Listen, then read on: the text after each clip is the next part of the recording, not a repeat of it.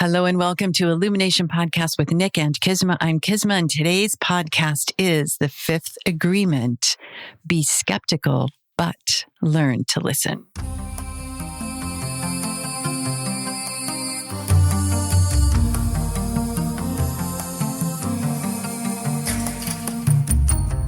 Hello and welcome to Illumination Podcast with Nick and Kisma, bringing you ancient wisdom for modern day success so that you can have the mindset to get your life and business set. As always, thank you for tuning in. And if you're new to the podcast, take a quick second to hit the subscribe button in iTunes, SoundCloud, or Stitcher. If you want to get the inside info for this and every episode, as well as some free gifts, go to illuminationacademy.net/podcasts. And now let's dive in to get your mindset for your life and business set.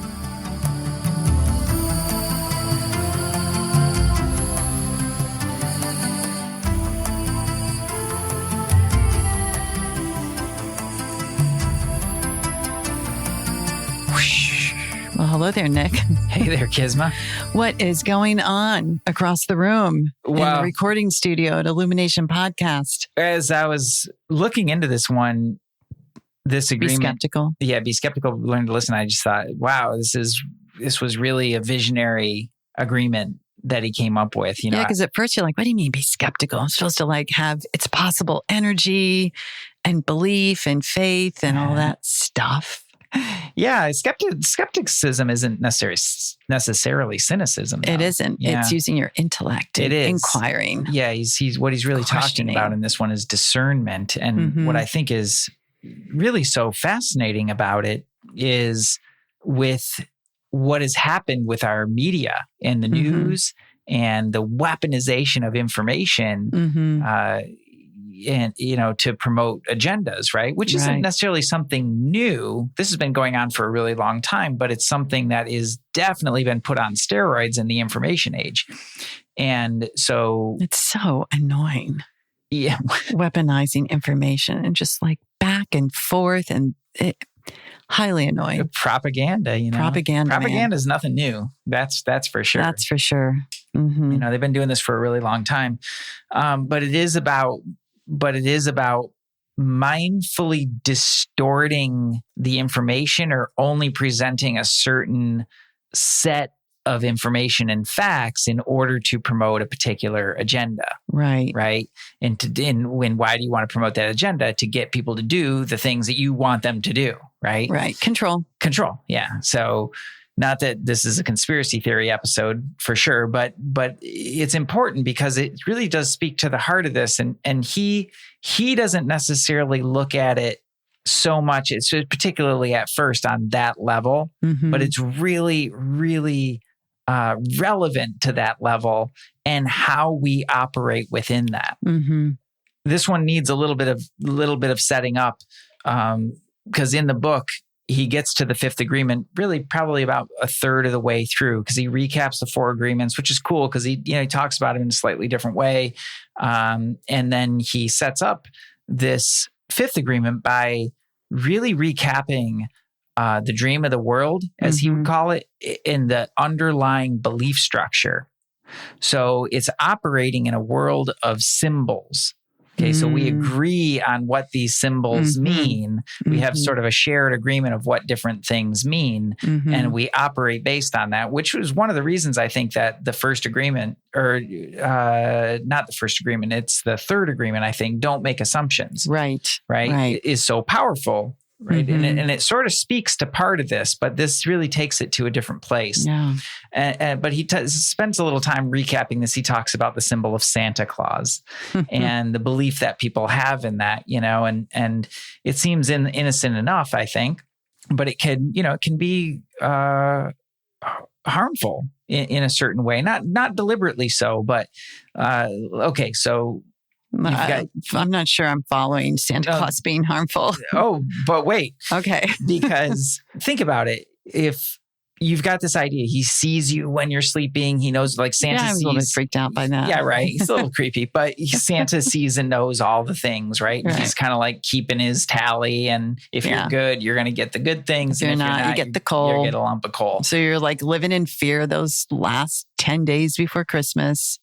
Yeah, right. Yeah. Did I do? I'm on my best behavior. I know. I played that game for a while. Anyway, but he says, well, let's imagine though that you've been doing your best. You've been trying to be good, and you're in a poor family. So you believe in Santa, and you really there did are your not best. the resources. Yeah, you really wanted that bike, but Santa didn't get you the bike, but some other kid got the bike, and then you see that kid maybe not behaving so great with his new bike, and you're kind of thinking like, well, what the heck, man? Like, what did I do? And it seems an innocent enough thing. And I'm not saying, don't believe in Santa Claus. I'm not saying to parents, don't tell your kids, about Santa Claus. I'm not saying any of that. What I'm saying is that's something that it's where you have this symbol, right? Yeah. The goodness, the purveyor of goodness. He's giving gifts and all this stuff. And that gets dashed because it doesn't match the belief structure. So you have a certain understanding of it. And then it's like, well, then that starts to shift because you have new experiences in your life. Right. And so this idea of symbols and how we agree on those symbols and how those symbols reflect the underlying belief structure is actually really important to this whole conversation. The world of the symbols is extremely powerful because we make every symbol powerful with that force that comes from deep inside us, that force that we call life, faith, or intent. We don't even realize what is happening, but together, all of the symbols form a whole structure made by agreements, and we call it a belief system. From a single letter to a word, from a single story to an entire philosophy, everything we agree to believe goes into that structure. The belief system gives form and structure to our virtual reality. And with every agreement we make, the structure grows stronger and gains more power until it becomes nearly as rigid as a brick building. If we imagine every single symbol, every concept, every agreement as a brick, then our faith is the mortar that holds the bricks together. As we continue to learn throughout our lives, we mix the symbols in many directions, and the concepts interact with themselves and create more complex concepts. The abstract mind becomes organized in a more complicated way, and the structure keeps growing and growing until we have a totality of everything that we know. One big fat symbol. A bundle of symbols. Yeah, exactly. And it's layers and layers. Like we've talked about this in different ways. I like the way that he puts it here, the mortar, the faith, that the mortar that holds it together, but this layering of the different belief structures. Right. And then we become attached to the symbols. Somebody else talked about this in one of the books, that we're attached to symbols rather than seeking the greater expansion of working with universal law, energy, etc. Like it's our attachment to the way it shows up instead of the desire to be working with it. I love that you said that. I didn't pull that exact quote, but he mentions that in here. He's like, the symbol isn't the thing. The symbol isn't the truth. It's just a representation of that. It's expression too. But it goes beyond. And in the Vedanta teachings, he talks about that too. He's like, what is it in the Upanishads, right? Where they talk about all these different analogies for what the divine is, what the supreme is. And in there, they say as well, like, these are just analogies. These point the way, right? But if you only look at my finger, you'll never make your way there, right? You got to go beyond that in order to get to the truth. And that's really what he's getting at here, which I think is, really, really, really relevant. So the agreement: be skeptical, but learn to listen. Is he talking about listening only with the ears or listening in an intuitive way as well? That's a really good question. And I don't know that he's talking as much about intuitive. If he mentioned that, then it's not something that really stood out to me, but he is talking with his ears, but I think he's also talking about really listening with your heart, like listening to know. That's intuitive too. Yeah. In its own way, but not necessarily like a intuitive channel as much as like a feeling or sensing or perceiving into known truth. Right. So I thought it was interesting also that he entitled this chapter, "The Power of Doubt," the fifth agreement. The fifth, which is funny, right? I know. Yeah, it's so funny. The fifth agreement is be skeptical, but learn to listen. Be skeptical because most of what you hear isn't true. You know that humans speak with symbols and that symbols aren't the truth. See, symbols are only the truth because we agree, not because they are really the truth. But the second half of the agreement is learn to listen. And the reason is simple. When you learn to listen, you understand the meaning of the symbols that people are using. You understand their story, and the communication improves a lot. Then perhaps instead of all the confusion among humans who inhabit the earth, there will be clarity. That's the part that I was like, oh man, we have to talk about that because it's like so relevant in our world today. It's so incredibly relevant. Yeah. I read somewhere, I just put this in one of the abundance drops, to listen generously. Ooh, that's a really, isn't that good? Really great way to put that. Yeah. Be generous in the way that you listen. I mean, how many times, okay, doubt can play a role, discernment, but when listening in conversation, people love to cut off others. It's because it's that need to be right. It's like, I got to be right. I got to be heard, but they're not listening generously. And they miss out. Yeah.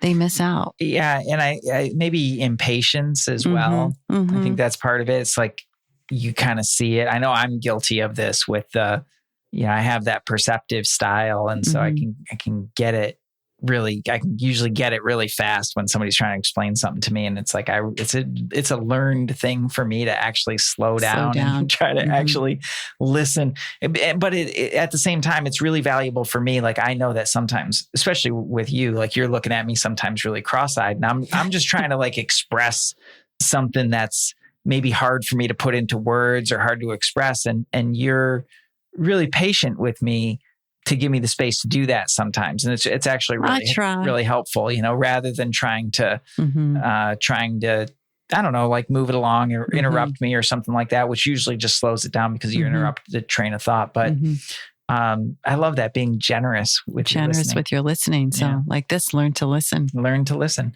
Skepticism can go in two directions. One way is to pretend to be skeptical because you think you're too smart to be gullible.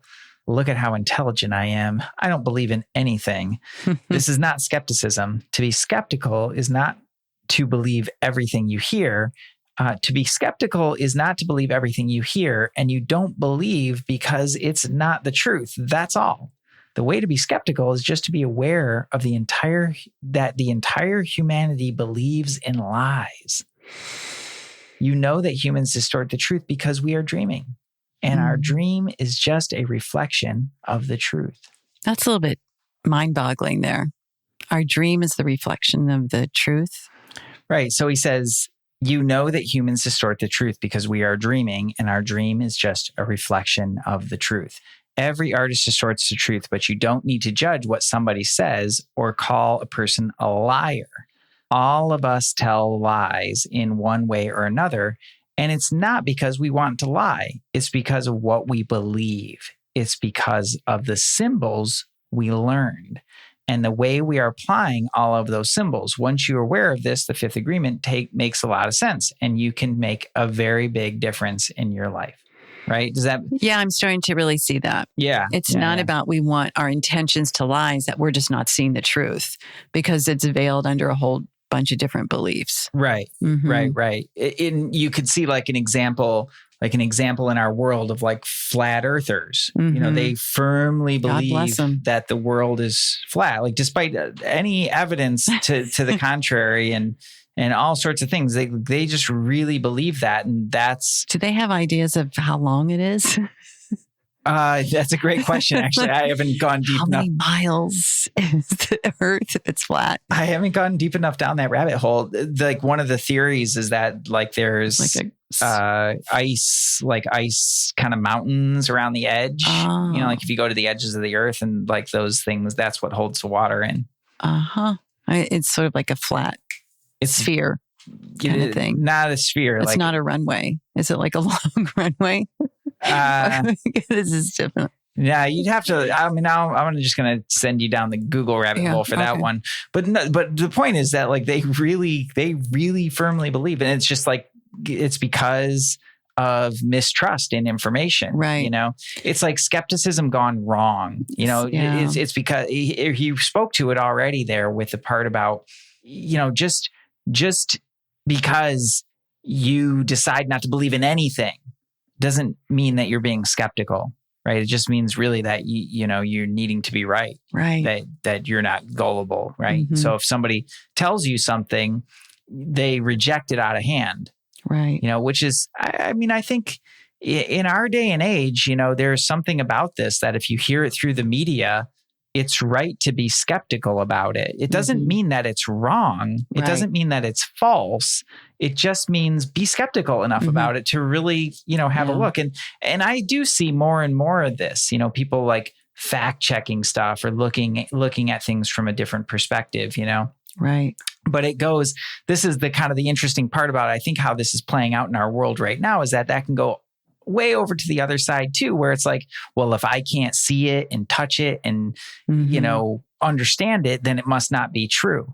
And that's not necessarily. That's not ideal either, because then you're really limited in also what you can create. You're so exactly. You're exactly right. Like you're so limited. But I get by what you I can feel see, like touch. what he's saying, the skepticism is a pathway to truth. It's like being a sleuth. Yeah. And really like peeling away the veils and the layers of non-truth, which there are so many of them. Right.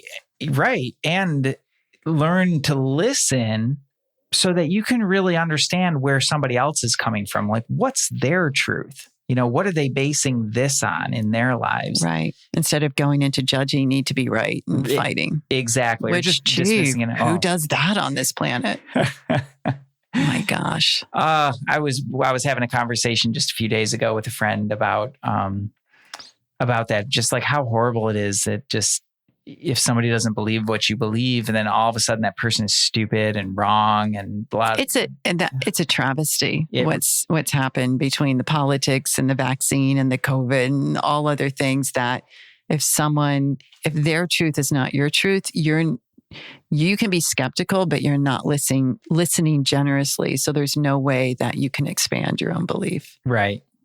All of a sudden you hate science or you hate people, you know, it's just so, travesty is actually, I think the right word for that is. It's the name of my new book, everyone. It's a travesty. Oh my goodness. Get beyond the travesty. Okay, let's continue. Don Miguel.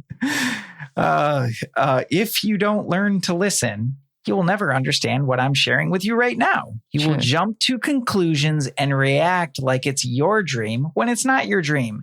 When other artists are sharing their dream with you, just be aware that it's their dream. You know what your dream is and what your dream is not. It's so good. So simple. Yeah. Let everyone do their dream. You do your dream. Let's live in one big happy dream.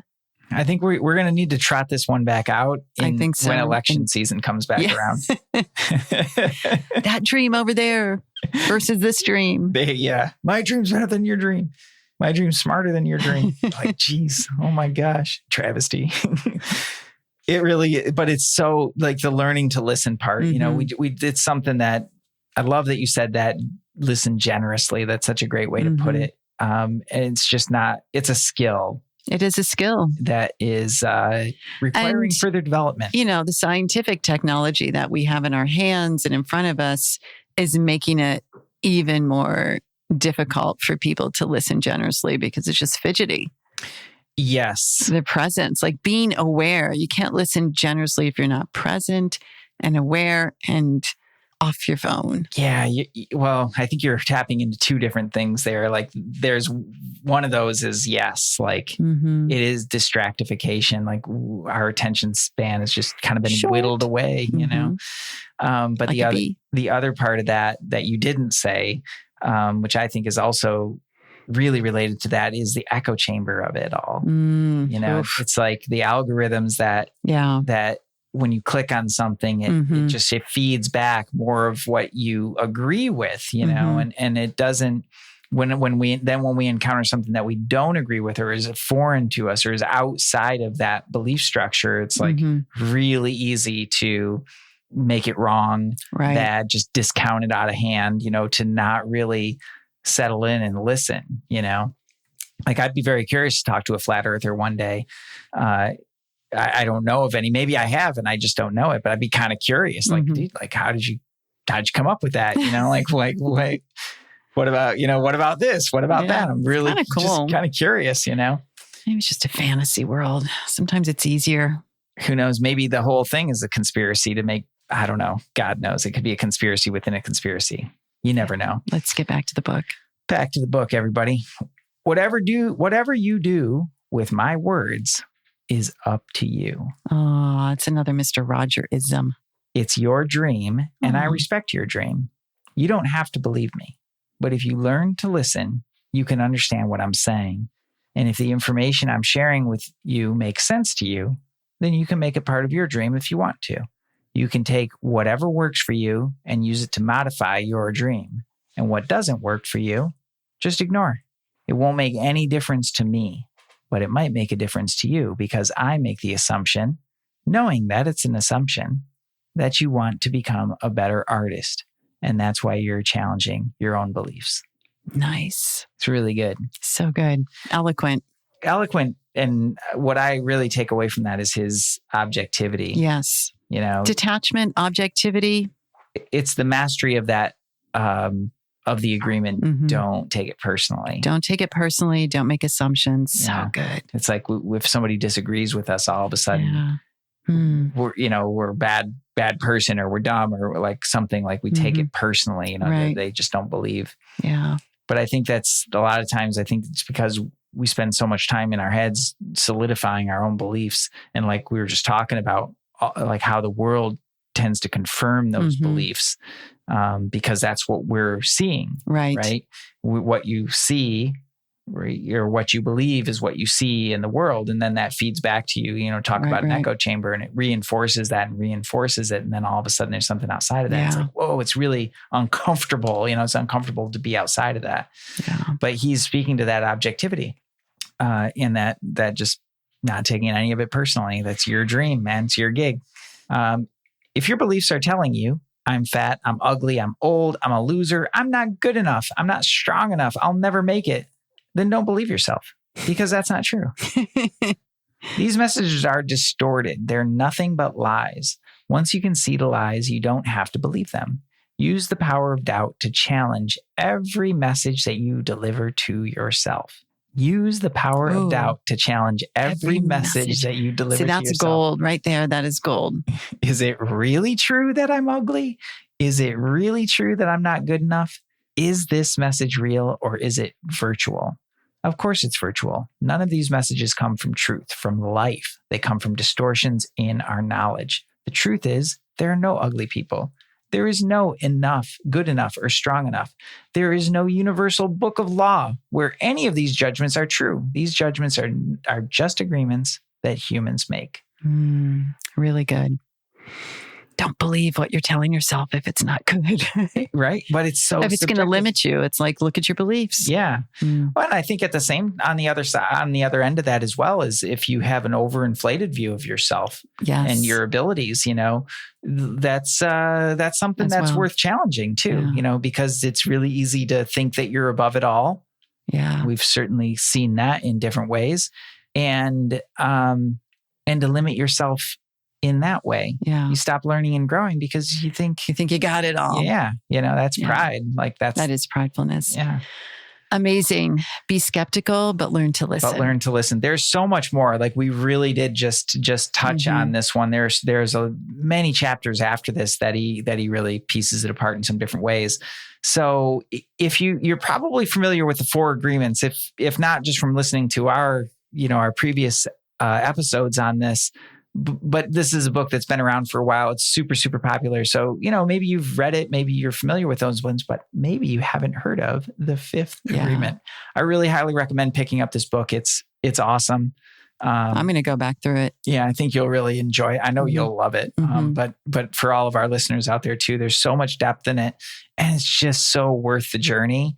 down this rabbit hole with him to really look at beliefs and how to question those in a really healthy way. Right. That's the key, in a healthy, objective way. Yeah. Yeah, it's really beautiful. Well, amazing. Thank you for being here, everyone. And this is Illumination Podcast with Nick and Kizma, and we will be back next week and can't wait to chat then. Namaste. Namaste.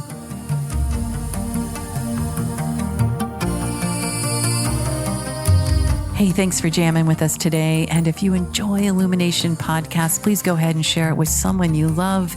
Give us a rating, review, download our podcast. And remember, you can find us at illuminationacademy.net/podcasts. Talk to you soon. Namaste.